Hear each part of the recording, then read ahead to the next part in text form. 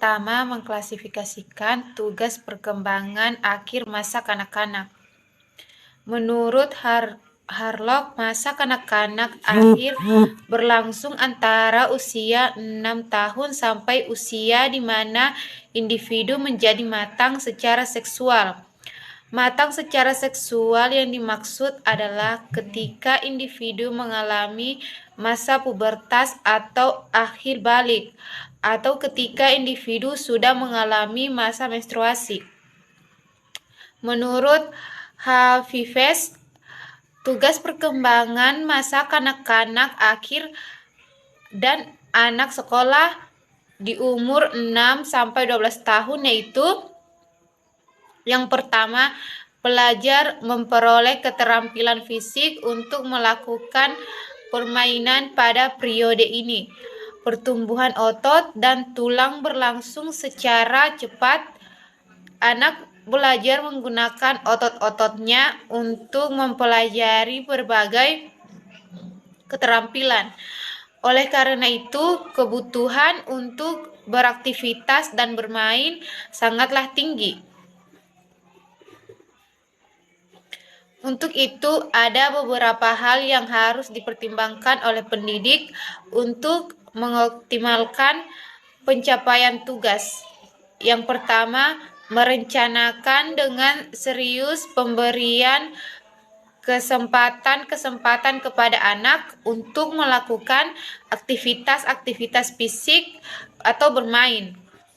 B. Belajar mengatasi gerakan-gerakan anak secara ketat tidaklah pantas dibandingkan tuntutan tugas perkembangan mereka. C. Usaha yang dan serius dalam menanggulangi gangguan perkembangan fisik anak sangat diharapkan dari sekolah.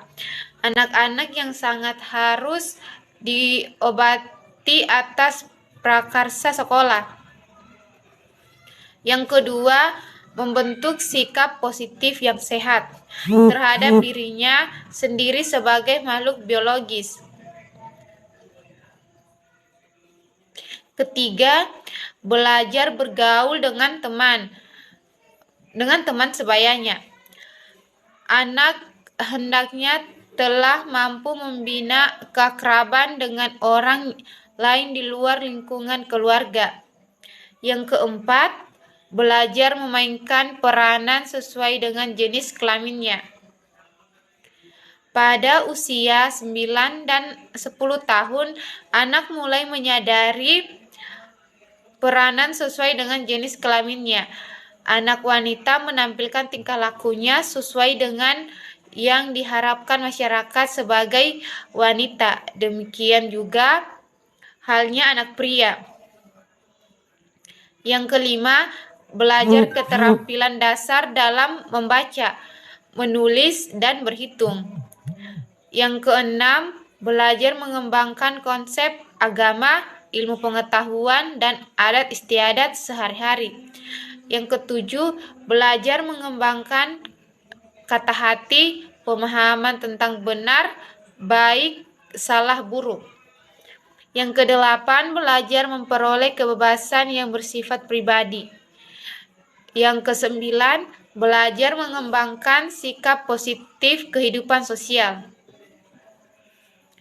Ciri-ciri perkembangan anak pada masa akhir kanak-kanak menurut Harlock dari perspektif psikologi perkembangan. Yang pertama, menyulitkan. Menurut Harlock, masa ini merupakan masa anak tidak mau lagi menuruti perintah. Yang kedua, tidak rapi. Para ibu sering kali pusing melihat betapa kamar anak yang semula disiapkan dengan rapi bisa berubah begitu cepat menjadi kapal pecah dengan barang berserakan di sana-sini. Yang ketiga, bertengkar bila terdapat lebih dari satu anak dalam keluarga dan salah satunya ada dalam masa kanak-kanak akhir ini, maka pertengkaran di antara mereka akan makin sering terjadi, terutama pertengkaran verbal. Yang keempat, kritis. Bagi para guru di sekolah, usia kanak-kanak akhir ini adalah masa kritis di mana anak akan mengolah dan mempertanyakan pembelajaran yang didapat di sekolah. Bagian B, mengklasifikasikan tugas-tugas perkembangan pada masa remaja. Menurut Hafifes, mendefinisikan tugas perkembangan adalah tugas yang muncul pada saat atau sekitar satu periode tertentu dari kehidupan individu dan jika berhasil akan menimbulkan fase bahagia dan membawa keberhasilan dalam melaksanakan tugas-tugas berikutnya. Masa remaja ialah masa perubahan atau peralihan dari anak-anak ke masa dewasa yang meliputi perubahan biologis, perubahan psikologis, dan perubahan sosial. Tugas perkembangan masa remaja difokuskan pada upaya meningkatkan sikap dan perilaku kekanak-kanakan serta berusaha untuk mencapai kemampuan bersikap dan berperilaku secara dewasa.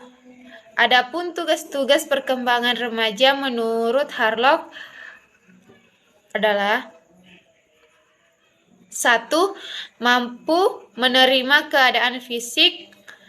2. Mampu menerima dan memahami peran seks usia dewasa. Yang ketiga, mampu membina hubungan baik dengan anggota kelompok yang berlainan jenis. Yang keempat, mencapai kemandirian emosional. Yang kelima, mencapai kemandirian ekonomi. Yang keenam, mengembangkan konsep dan keterampilan intelektual yang sangat diperlukan untuk melakukan peran sebagai anggota masyarakat. Dan yang ketujuh, memahami dan menginternalisasikan nilai-nilai orang dewasa dan orang tua. Yang kedelapan, mengembangkan perilaku tanggung jawab sosial yang diperlukan untuk memasuki dunia dewasa. Yang kesembilan, mempersiapkan diri untuk memasuki perkawinan. 10.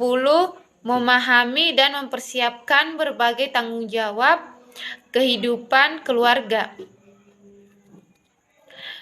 Ciri-ciri pada masa remaja.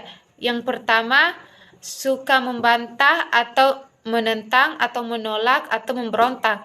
Yang kedua, suka berangan-angan. Yang ketiga, cenderung pendapatnya merasa benar. Yang keempat, rasa ingin tahunya besar. Yang kelima, banyak kemauan. Yang ketujuh, suka diperhatikan dan diakui peranannya. Yang kedelapan, masa mencari jati diri. Yang C. Mengklasifikasikan tugas-tugas perkembangan pada masa dewasa dini. Dewasa muda atau dini adalah masa peralihan dari masa remaja. Masa remaja yang ditandai dengan pencarian identitas diri. Pada masa dewasa awal, identitas diri ini didapat sedikit demi sedikit, sesuai dengan umur kronologis dan mentalnya. Harlock mengatakan bahwa dewasa awal dimulai pada umur 18 tahun sampai kira-kira umur 40 tahun. Saat perubahan fisik dan perubahan psikologis yang menyertai berkurangnya kemampuan produktif. A. Ciri-ciri perkembangan dewasa dini. Dewasa muda merupakan suatu masa penyesuaian terhadap pola-pola kehidupan yang baru dan harapan-harapan sosial yang baru. Masa dewasa awal adalah kelanjutan dari masa remaja. sebagai kelanjutan masa remaja, sehingga ciri-ciri masa remaja tidak jauh berbeda dengan perkembangan remaja.